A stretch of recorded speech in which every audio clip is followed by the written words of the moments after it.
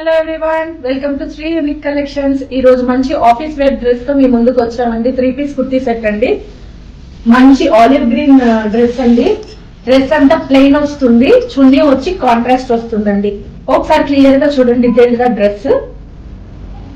Show buttons కూడా వచ్చాయండి. Pant అయితే స్ట్రైట్ కట్ ప్యాంట్ అండి విత్ పాకెట్స్ అండి.